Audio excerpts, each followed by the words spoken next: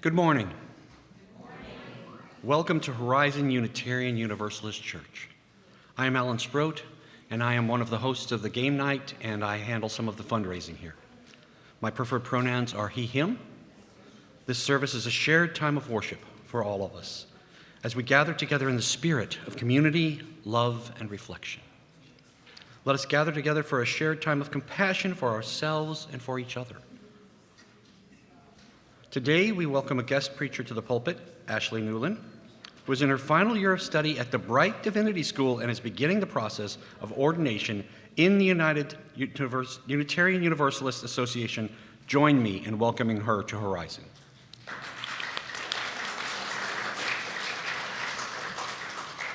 As a community, we also welcome the sharing of joys, sorrows, and concerns. You are welcome to fill out a joys and sorrows slip on the table near the welcome center and also in the pockets on the chairs on the Joys and Sorrows table in front of the sanctuary, and you are welcome to light a candle. This can be done at any time before the service or in service from the beginning through the offertory. There are a few short announcements today. Please check your order of service for other upcoming activities and events. Children are always welcome in the service. Today and also next Sundays, children entering kindergarten and younger are welcome to spend part or all of the morning in childcare with our staff. Children up to age 14 can go to room S2, the blue classroom, for supervised free time with our staff and volunteers after the time for all ages.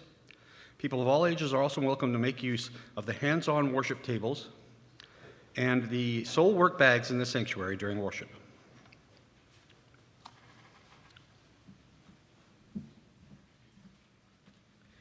So at this time, we'll do our chalice lighting. And immediately following will be our affirmation, which is printed on the back page of your order of service. As we kindle this flame, may it spark in each of us connection and commitment to this living tradition and to each other. Now please stand as you are able and join us in our spoken affirmation, which is printed on the back page of your bulletin. Love is the doctrine of our church. The quest of truth is its sacrament, and service is its prayer.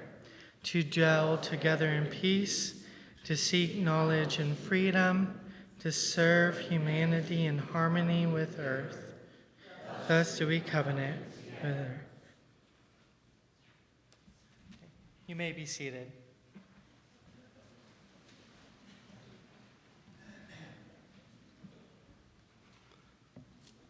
Horizon partners with MetroCrest services to make a difference in our local community. Each week, you are invited to bring items from MetroCrest pantry, such as shelf-stable foods, hygiene products like shampoo, toothpaste, tampons, etc., and diapers and baby wipes. If you have brought items from MetroCrest, please have someone bring them up to the basket up here. We're going to have a time for all ages. So if any more children or children at heart want to come down and join us down here, that would be fantastic.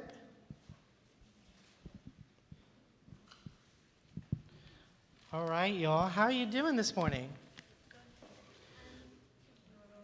You're normal? All right. Fantastic. Thumbs up or thumbs down? Thumbs up? Thumbs down? Okay. All right. Awesome. All right. So this morning, I want to talk about having fun time with our friends, playing games or playing video games. And do you all ever have times when you're with your friends and sometimes you all want to do different things or play different games? Yeah? Do you ever get upset or angry at them because, I want to play this game, but they want to play that game? Does that ever happen for you all? Yeah? No? Sometimes? We don't really argue because we want different things. We argue because some people get confused about when someone agrees on a different thing, and then people get confused on how to play the different thing. Yeah. So people want to play a different game. So we don't really get upset. That's good. Well, yes, exactly. And I think that was a very smart and articulate answer, and thank you so much for sharing. But yes, sometimes we do sometimes get upset because our friends want to do something different. But, like you mentioned, we don't always have to get upset. There's other ways to go about this. And this morning I want to tell you a story about a friend named Simo. And I don't know if you all can see this, but I'm going to go through a story. And if you all can read this, and we'll go through it real quick. So this is Simo.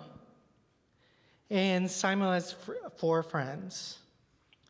Their names are Zizo, Lili, Sisa, and Ayanda. My friend Zizo likes to play soccer. My friend Lili likes to swim. My friend Sisa likes to play hide and seek. My friend Ayanda likes to read. Me, I like to do things they like to do. I play soccer with Zizo. I swim with Lili. I play hide and seek with Sisa.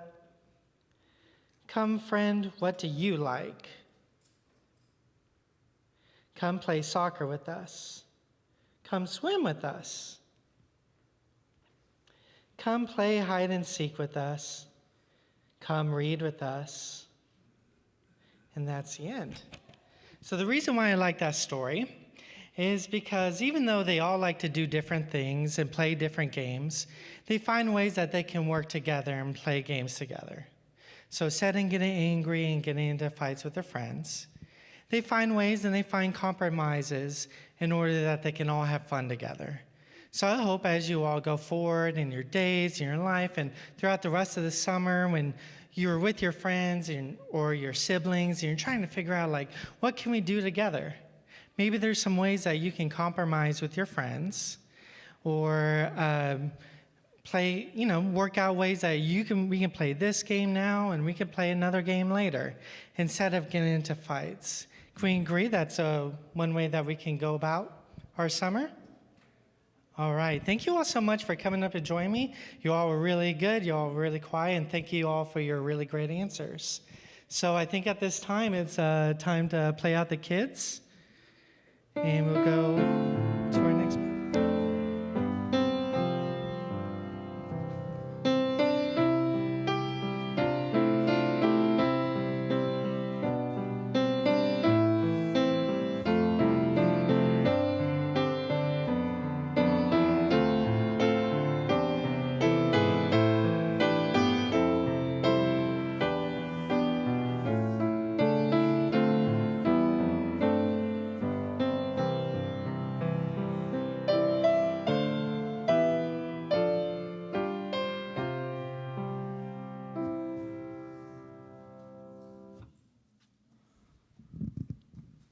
This month's Share the Plate is for MetroCrest Services. Today we have a guest, Rhonda Ross, the Development Director, who's going to give us a little more information about MetroCrest.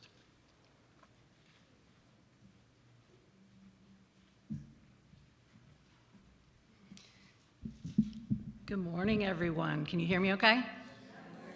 I want to thank y'all for having me visit today. I always enjoy speaking with people and sharing about what MetroCrest is up to. We also want to thank you for your generous support of MetroCrest throughout the years. We could not do what we do without all of the people that support us, volunteering or bringing food like you're doing today. There's just so many ways that we just need that support and service, and we thank you for it. I wanted to share a little bit of news about MetroCrest. As you know, we are moved into our new building over the last couple of months. We're at 1145 North Josie. That's at the intersection of Josie and Beltline, and our future just looks super bright there. In this picture, we haven't quite finished up the outside. Very soon, there'll be a beautiful heart up in that point, which we're calling the birdhouse. And there's also signage already up, a welcome sign and the pantry running down one side that's after this photo.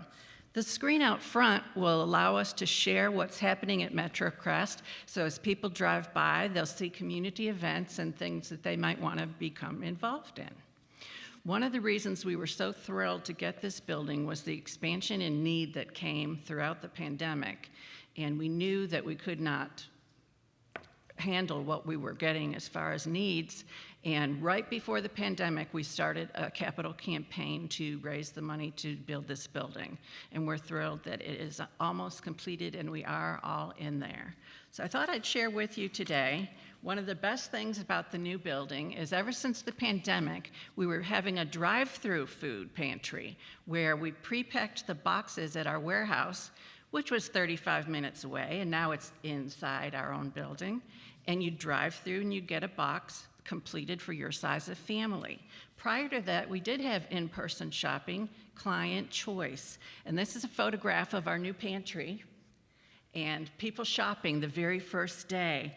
Our volunteers help us keep it stocked, and I heard this morning already that a few of you have volunteered in the new pantry. But on the very first day, I wanted to let you know that 263 families came through that pantry and were able to select the food that they liked and fresh produce that they liked to cook for their families. It was just a really wonderful day. In the first 5 days, 902 families went through the pantry. We had 47,241 pounds of groceries distributed and 4,509 pounds of non-food items, things that we had never been able to do to this capacity before. Since we put the pantry in, we're running right about 1,000 families a week, and that was the first part of our area to open. I wanted to share some upcoming news with you. Our lobby is actually opening to the public tomorrow. We are so thrilled that clients will be able to be seen in person again. There's a beautiful, welcoming lobby with a kids center, things for the children to do while their parents may be having a class or having a meeting with a caseworker. And it's bright and airy. It's part of that birdhouse. It's 2 stories tall. As I mentioned before, our warehouse is under the same roof, which is wonderful. We no longer drive a truck back and forth several times a day, saving time and saving expense of gas. There are 2 classrooms in the building, and those are going to be available to run classes of all types, not just things that we do, but other people may be coming and giving beneficial classes there. And that's all going to be, we'll use those class spaces at no cost. There's a full computer lab with 25 computers. Our workforce development people, who are the ones who work with financial education and job readiness and helping people find better employment, will also hold classes in there, like resume writing, or if you just need a computer and you went to the library and they were all busy that day, you can come and sign in and there'll be someone in the computer lab to help you if you need that help. We love that we have a teaching kitchen. It's in the volunteer corridor, as we call it, where volunteers come in to work, and there's produce selection in there. And the kitchen is set so you may get food that you're unfamiliar with from the produce or from the pantry, and we'll teach you how to cook it. Or if you've always wanted to learn how to cook something specific, we're gonna have classes in there, and you'll be able to come and learn how to make that food. To help supplement that, we are building a beautiful teaching garden, and it's going to open in just a few weeks. Won't have anything growing right now, but it's beautiful, like troughs that are tall enough that you don't have to crawl around on the ground, but it's going to have a beautiful gate to enter. There'll be benches for resting and sitting, and you can grow your own food, bring it in, and we'll show you how to teach it, how to cook it in the teaching kitchen. We just really want this place to be a gathering place for the whole community. I hope that we can see you all at some of our grand opening events that will be happening throughout August. And then in September, we're going to really celebrate with a large community picnic and just have a lot of fun that day. But we appreciate your support so much. Thank you for letting me share a little bit about the new MetroCrest.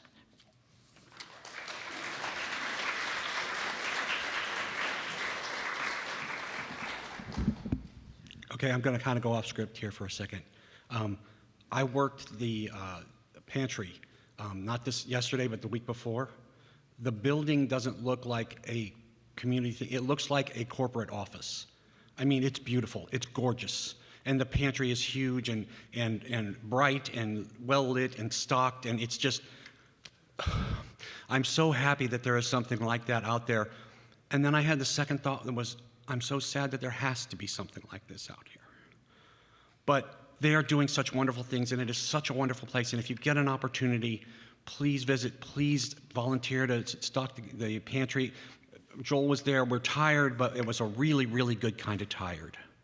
I really encourage people to do that. Okay, sorry. At this time, as part of our commitment to each other, to our community, and the mysteries of the universe, we'll be taking up our weekly offering. We ask that you give generously as you are able. If the ushers will please come down as the Offertory New Beginnings by Mona Riano plays.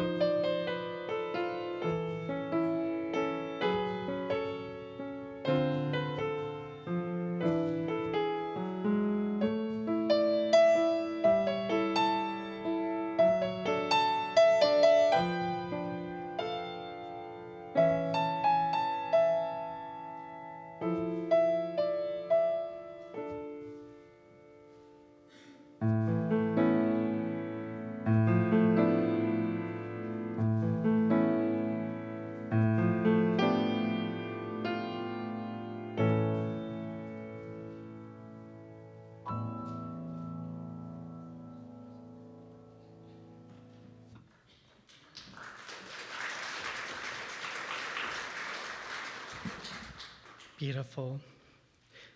So our first reading today can be found in your gray hymnal on 507. You're welcome to read it with me, but I'll also read the words out loud. But it says, "Grant us the ability to find joy and strength, not in strident call to arms, but in the stretching out of arms, to grasp our fellow creatures in the striving for justice and truth." Thank you. Now, before we go on, I think we skipped a song earlier. Is it possible to go back? Are we able to do that? It just seems odd that we haven't sang in Say You Church. So, it's on 1054 in your teal, right? Yes. All right. I was joking earlier about skipping this because it's a hard read and y'all know it, and I didn't want to embarrass myself, but I think it's going to be fine. Let's do it.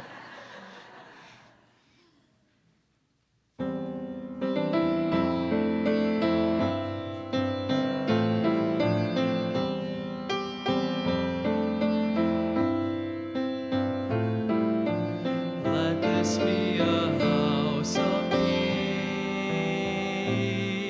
of nature and humanity, of sorrow and elation.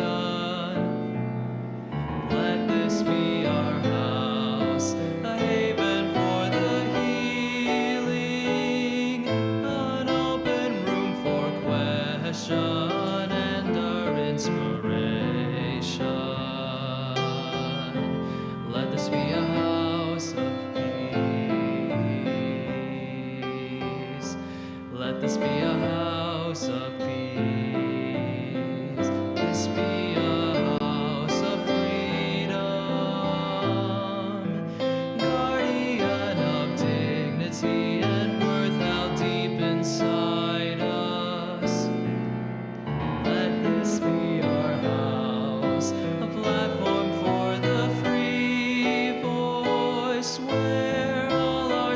sacred differences, you shall not divide us.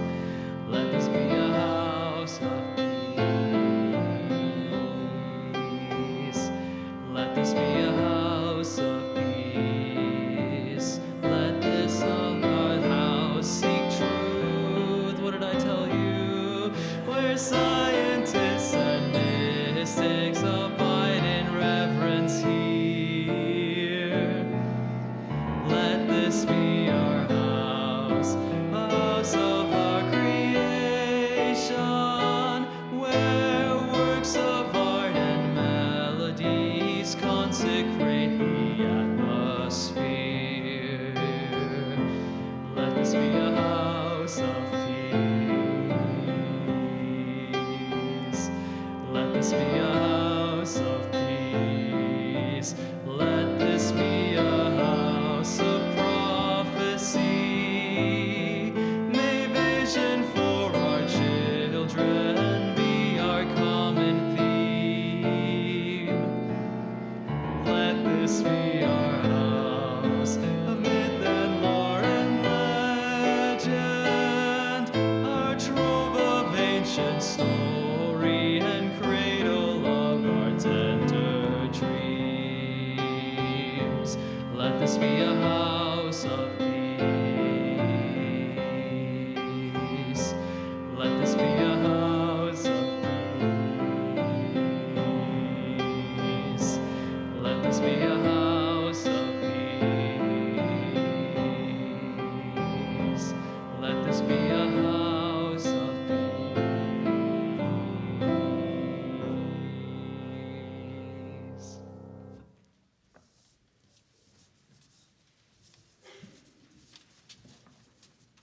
Yeah, he wasn't kidding.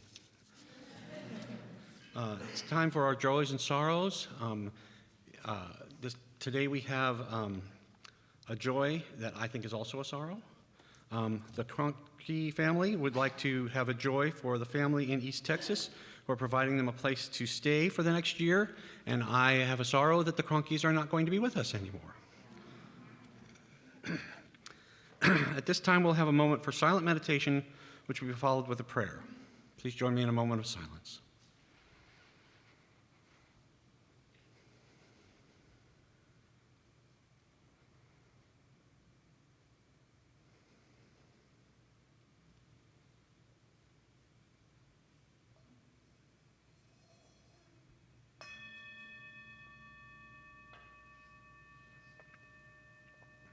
Now hear this prayer written by Claire Feingold Thorin. Let us give thanks for a bouquet of people. We give thanks for children, like tulips and irises. They multiply around us, making the world ever more filled with color, beauty, and new life. May we bless them as they replant themselves even further from us, knowing that they will need their own space to grow into. We give thanks for generous friends, as constant in bloom as echinacea, and whose gifts lift up our body and spirit. Let us give thanks for feisty friends, as indomitable as geraniums, and continuous friends who, like bittersweet and ivy, hold on and never let go and can never be gotten rid of. For crotchety friends, as prickly as rose bushes, their beauty a secret that is only discovered through careful gardening. For surprising friends who at first glance seem dour and then blossom into joy as quickly as forsythia. For funny friends, silly as snapdragons, and serious friends, complex as chrysanthemums. For comfortable friends, their gentle presence as soothing as the sweet smell of lilacs. For stormy weather friends who stand by us in hard times, like lily of the valley that cannot be deterred by shade or shadow. For old friends nodding like sunflowers in the evening time, and young friends coming on as fast as phlox.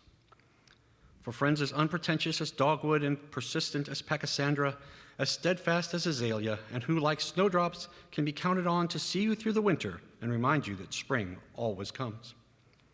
For loving friends who wind around us like wisteria and embrace us, despite our blights, wilts, and witherings. And finally, for forget-me-not friends, gone but never forgotten, their beauty lives on in our memories and hearts. For this bouquet of people who brighten our lives, each in their own way, we give thanks. Amen. Please stand with us for the response song, Spirit of Life, found in the gray hymnal on page 123.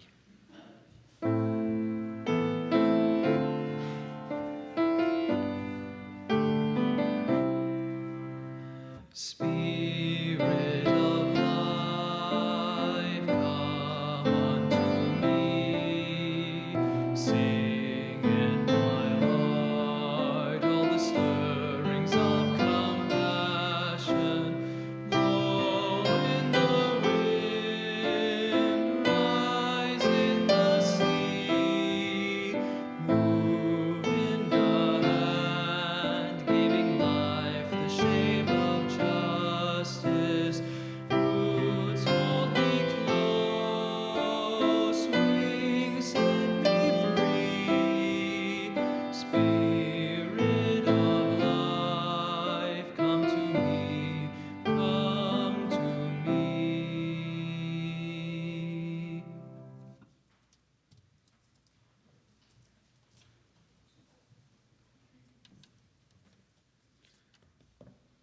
All right, so our second reading today came from one of my mindless scrolls through the internet and a poem website I found, and it's by Moonbee Canopy. Trust was a bridge between us, now blown to bits and dust, scattered upon the waters of fear, too far to bring near. Trust was the bridge between us, tottering and unsafe due to rust. Its base was sinking and cracked. Cable snapped, no getting back. Trust was a bridge between us. Used to stand up to raging gust. We can cross over to either side. Hold on to the girders and stride. Trust was a bridge between us. Repairing it now is a bust. So can this relationship sail to both shoals? Build a new bridge with a higher tolls? Trust is a bridge between us. Guard it well. This time is must.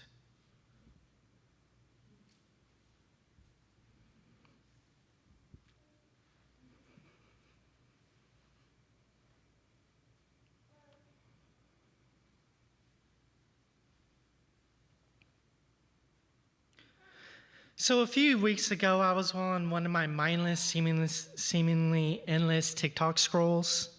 And if you don't know what TikTok is, it is an app where you can scroll through millions of uploaded short videos, and this is the most annoying and addictive part. It uses an algorithm to decipher what kind of videos you do and don't like. So it just keeps feeding you what you want, and you just stay on it forever. So the videos that they were fine, they were keeping me mildly engaged for about 15 minutes, and then one video in particular caught my eye. And it was a video of a replay of a football game for about a year ago between two of the best quarterbacks in the NFL, Patrick Mahomes and Josh Allen. And yes, I know it's one of those sports metaphors, so please stick with me through it. I promise it'll be good at the end. And at the end of this very exciting and competitive game, after Patrick Mahomes threw the game-winning touchdown, he rushes through the crowd and descending on the field, and he's ignoring all the reporters and, of course, all the people wanting photos and interviews with him. And he goes and he seeks out Josh Allen, the person who lost the football game. And what happens is they have this big, long embrace. And Patrick Mahomes is whispering into Josh Allen's ear and saying things that I can only assume to be affirming and nice things that after the end of their great game. And after watching that video, a thought crossed my mind. And it was, despite the barbaric and violent labels we put on sports, especially football, there's still a sense of camaraderie and sportsmanship in sports that sadly we don't always see carried over into our culture. Our Western culture teaches us to win at all costs, to drive everybody else into the ground, and if other people fall behind, it's their fault for being weak. We see this play out on our national stages as nations dominate countries in the global south and global east, taking with them resources and decimating their cultures. But I think this notion of winning at all cost, being at right all times, carries over to our day-to-day lives, to a point that it is destroying our relationships that we once held dear to our hearts. So the question I'm offering to you today, which I hope to bring my own perspective on, is how do we remedy this? What can we do to alleviate the divisions among us and restore the precious relationships that we hold dear? So where are these divisions among us? I think our first instinct that we all have is, well, it's politics, right? Certainly, it's true. Politics is definitely one of those divisions. With the polarization of our Western society appears to be greater now than at any other time in our history. Blue, red, Republican, Democrat, conservative, and liberal. The arena of politics and the media surrounding it seems to be a driving force that pushes the narrative of us versus them on us. And this is just aided by news sources that use that polarization for profit. But I ask you to consider, what if the polarization and the desire to win at all costs in our politics are indicative of a greater problem in our society that starts deeper in our real tangible lives, like our families? And sometimes how our families can become so divided over the simplest things. Certainly I can acknowledge that there are times where this might be necessary, like a family member being abused by another. But there are times when our families just break down simply because of a lack of communication or even envy. This can go deeper than the drunk uncle on Thanksgiving. An example of these family dramas might be how we handle divorces today. The kind of divorces that cause families to fight instead of coming to an understanding that sometimes individuals just grow and necessitating the need to change directions in their lives. People change. They move on. But in some of our families, this issue causes a drawing a line in the sand, forcing family members to take side in a fight that many are unaware of the full grasp of the situation. In some cases, just get in on it to hang their hat on or push their own opinions. Sure, this seems silly to many of us today in 2023, but as we gain a greater understanding of the need of divorces, but sadly, this is still an issue that divides families today. We see divisions in our churches. You've heard the adage that the church split because of the color of the carpets. That saying seems silly, sure, but sadly is symbolic of the state of many of our churches, regardless of denominations.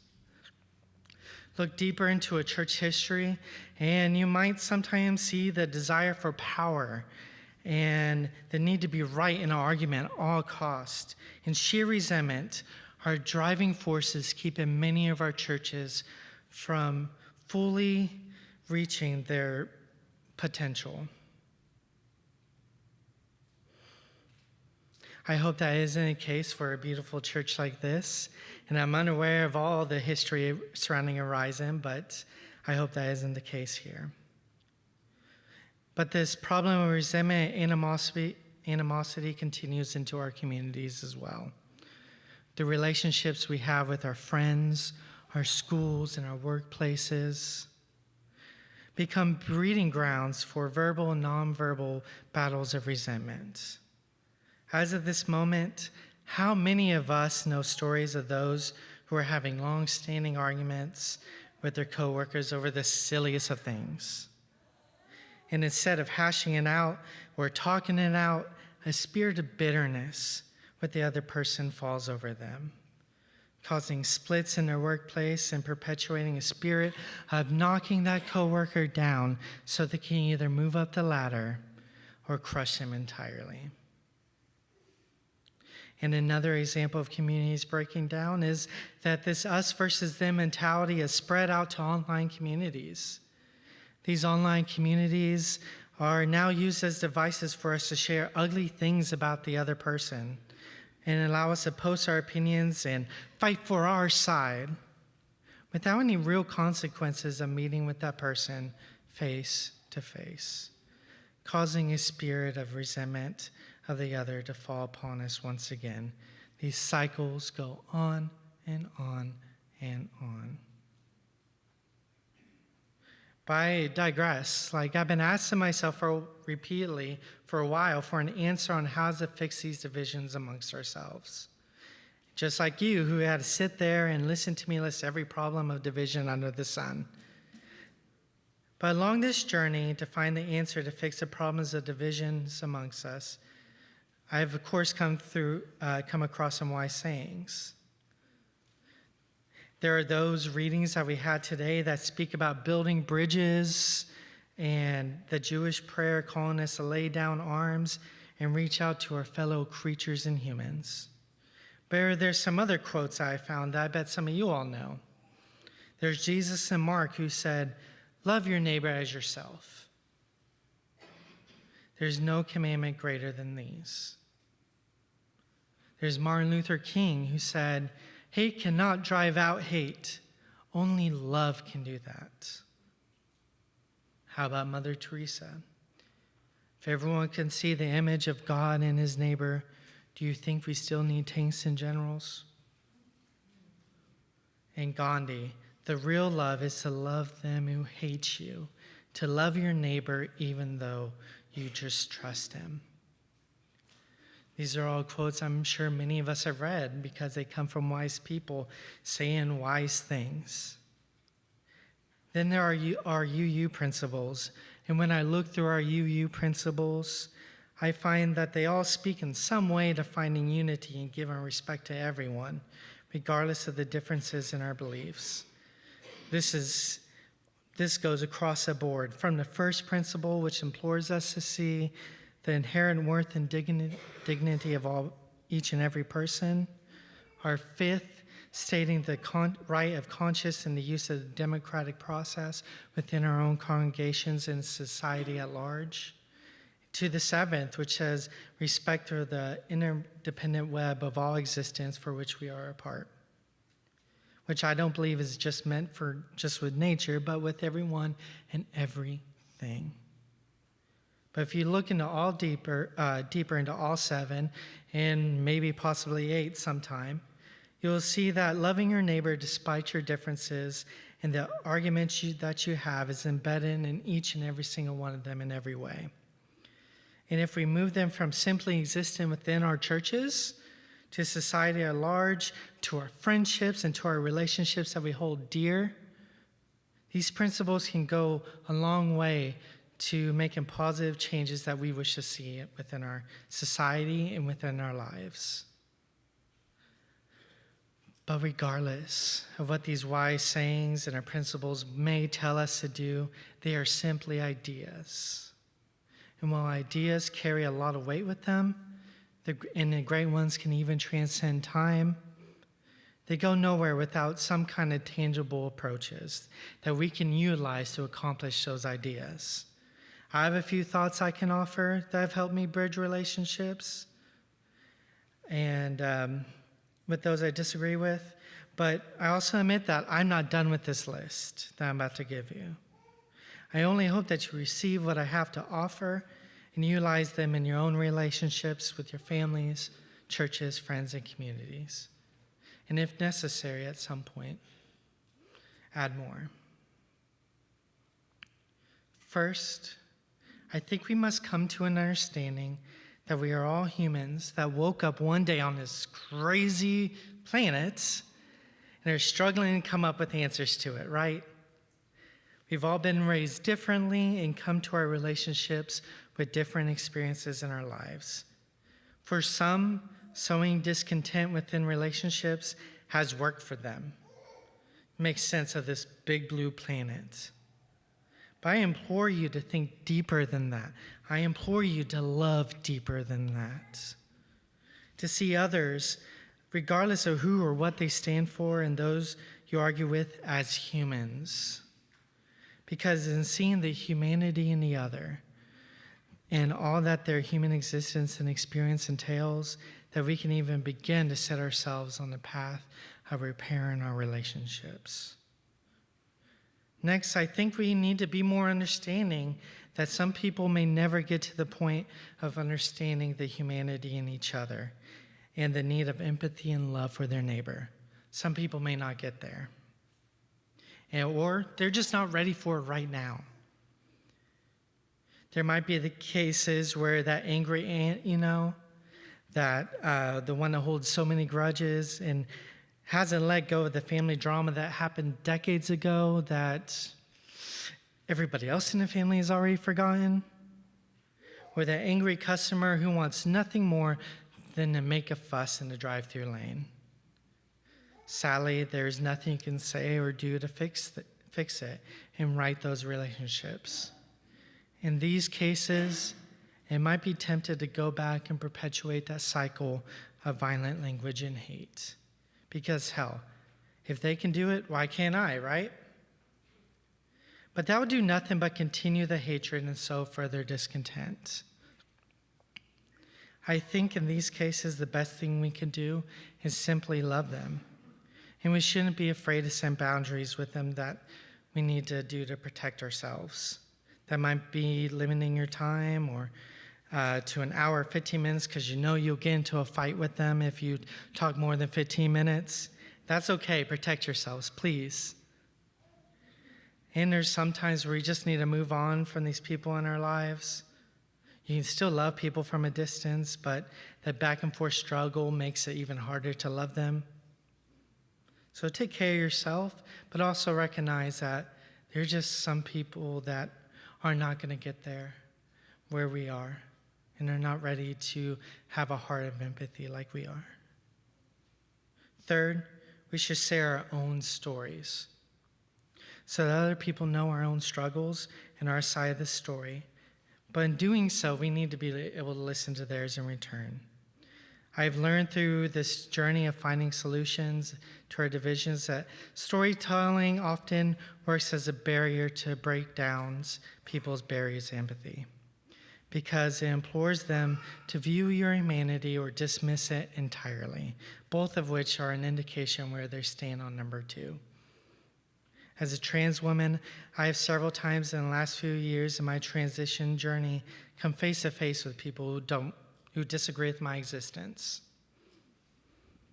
Because of my background in the church, sometimes these people are pastor colleagues or friends from Bible school.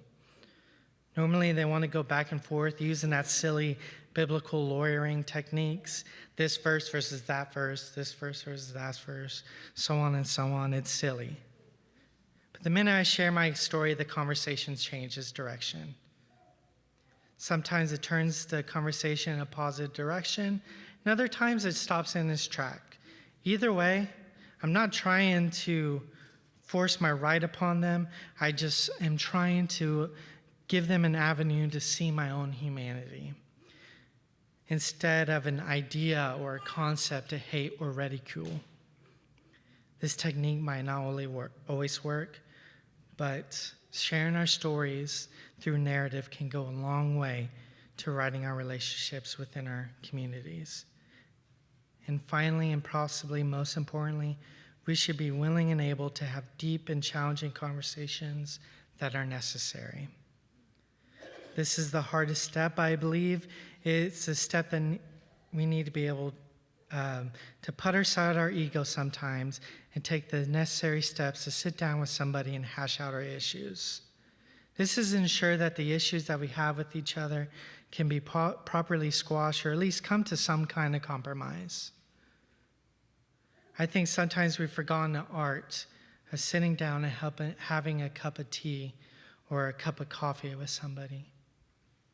I don't think we should forever roam this earth, giving each other the silent treatment and allowing these issues to go on and on and on in the cycles. Having those crucial conversations is difficult because it forces us to sit down and compromise.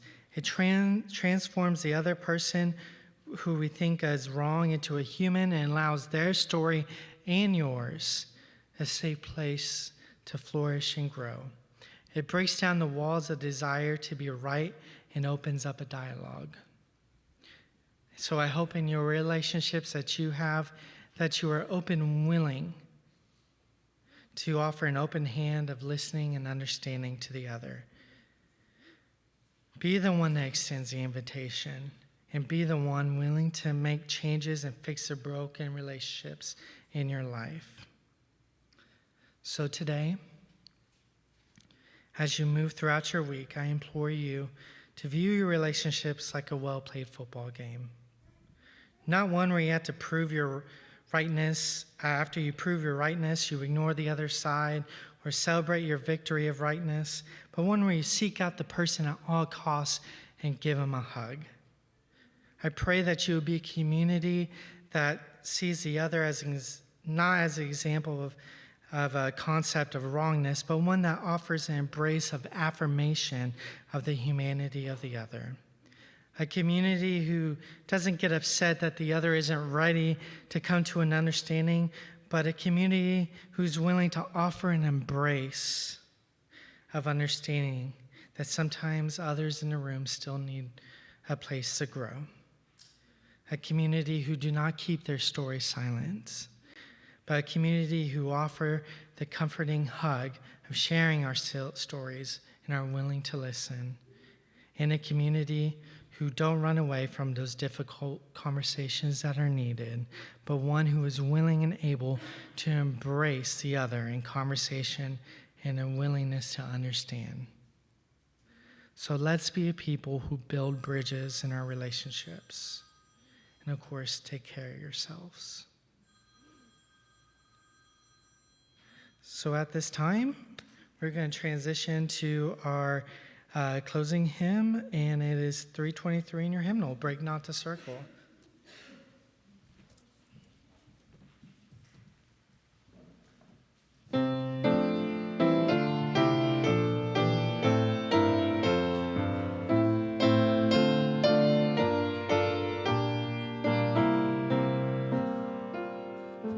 Break not the circle of enabling love, where people grow forgiven and forgiving.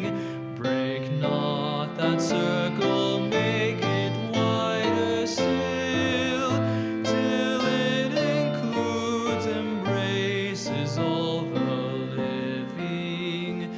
Come wander at this love that comes to life, where words of freedom are with humor spoken, and people keep no score of wrong and guilt, but will that human bonds remain unbroken.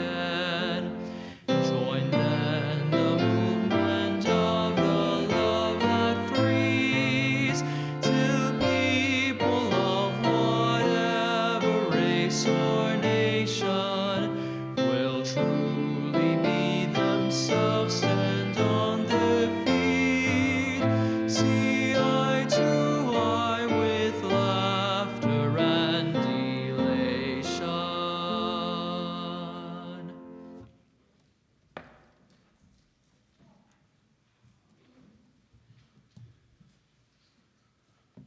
We extinguish this flame, but we keep its light in our hearts with its message of love and justice, taking it outside these walls to the world we live in until we are together again.